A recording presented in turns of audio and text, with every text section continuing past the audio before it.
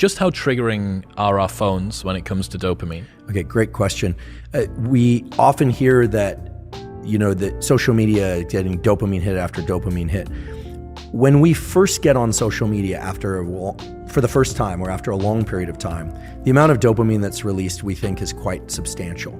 It's novel. Remember, dopamine is about novelty, surprise, and the sense that we are on some exciting track. That's what dopamine is really about. It puts us into states of readiness, anticipation, looking, seeking, etc., almost always for things outside the confines of our skin. Just to contrast it maybe for a bit more of a future discussion, serotonin does the opposite. When there's a lot of serotonin in our brain and body, typically it makes us feel satisfied, sated, more quiescent, comfortable with what we have in our own immediate sphere and within us, right? The comfort of a good meal, the food you have, dopamine is about go, go, go. If you look at somebody who's high on cocaine or methamphetamine, it's all about pursuit because that's a very dopaminergic drug. You look at somebody who's taken a drug, and I'm not suggesting people do this, but it really ramps up serotonin. Let's say a selective serotonin reuptake inhibitor, Prozac, Zoloft, etc. The side effects of those drugs, if the dosages are too high, lack of appetite, lack of libido, kind of meh about life, then so they'll adjust the dose down. That's because those are serotonergic drugs. So in general, when we are in pursuit of things, dopamine is quite high. So now you have to remind me your question because I've set up the dopamine serotonin parallel. Smartphones. Cell phones, yes.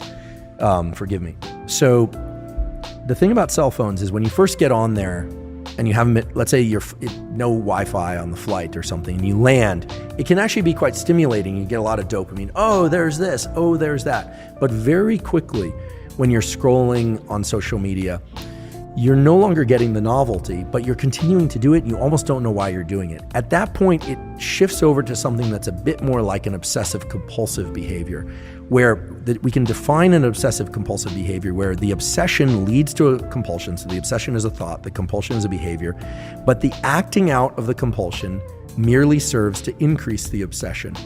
Right? This is very different than being obsessed with food or obsessed with cleanliness. There's no payoff. Right, exactly. There's no anxiety relief by carrying out the compulsion.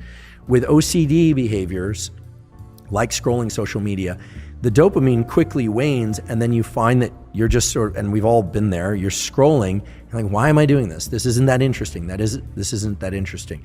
Now, the algorithms for social media are very clever, and I don't want to demonize it.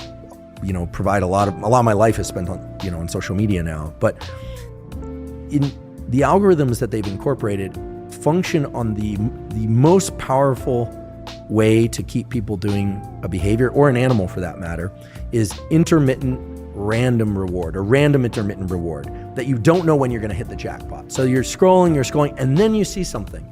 Typically it's very high, what, in nerd speak, we'd say signal to noise. So if you're reading some interesting things, this came out in the news, and then it's all of a sudden a riot, or a person that is base jumping off a building, or, for people that are scrolling, looking at bodies or something like that, live bodies. Hopefully people aren't looking at dead bodies. But look, if something's very tragic, then that has this gravitational pull. And then what happens is you start getting the system working for that next dopamine hit that you don't know when it's going to come. It's just like gambling. So I look at social media as initially being very dopaminergic, driving reward, surprise, and excitement, but very quickly transitioning to something more like OCD and the kinds of behaviors where it looks, if we were to look at ourselves through the lens of an experiment, like we would an animal experiment, we think that animal is sick. If you saw an animal digging in the corner, looking for a bone, the dog is looking, you'd think that's really sad.